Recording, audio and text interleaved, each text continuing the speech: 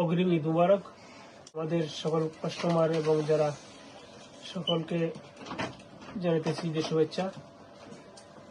প্রতি বছরের ন্যায় আমরা যারা এবছর ঈদের টাকা খুব বেশি দেখা যাচ্ছে মানুষ আসতেছে, বিকজ এদেশে টাকার রেট খুব বেশি।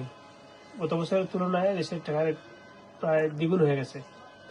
তো সকলকে বলবো যে আপনারা আসেন, আমাদের সার্ভিসটা নেন, এবং আমাদের যে সার্ভিসটা হচ্ছে উইথিন 1 to 2 ডেজের ভিতরে ব্যাংকে ডিপোজিট হয়ে যায় এবং ব্যাংকের রেটটা খুব ভালো।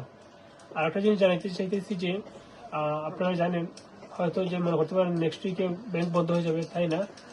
আমার বাংলাদেশের নেক্সট উইকে স্যাটারডে, সানডে, ফ্রাইডে পর্যন্ত ব্যাংক খোলা আছে।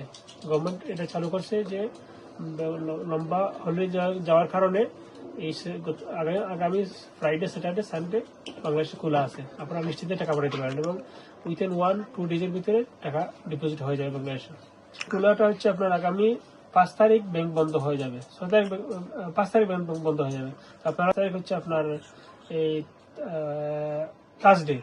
আপনারা যদি আমাদের এখানে আসেন, নেক্সট মানডে, টিউসডে আসেন, আপনারা টাকা পাঠাতে পারবেন, সমস্যা নেই।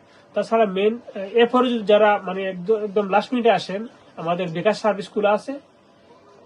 বিকাশ সার্ভিস উইথিন 1 মিনিট 2 মিনিটের ভিতরে টাকাটা হয়ে যাবে, এনি মানি এনি অ্যামাউন্ট।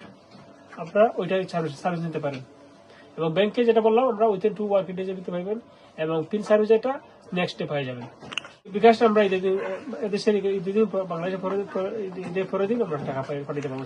ঈদের দিন আমরা খুলে না, আগের দিনে এটা হাঁটতে পারি। আজকে রেট হচ্ছে আমরা সবচেয়ে লাস্ট 2-3 ডেজ আমাদের রেট হচ্ছে 166 এদেশে। এর আগের দিন ছিল 167, একটু কমতেছে দেখা যাচ্ছে, বাংলাদেশের রেট কমতেছে। তো আজকে পাঠাইলে বেস্ট।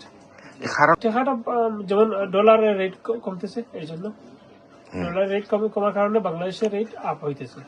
আপনারা জানেন আমরা বাংলাদেশ এই টাউনগুলোতে বেশিরভাগ বাংলাদেশে অধ্যুষিত এলাকা, সবাই বাংলাদেশে তার ফ্যামিলি আত্মীয়স্বজনকে পাঠাইতেছে।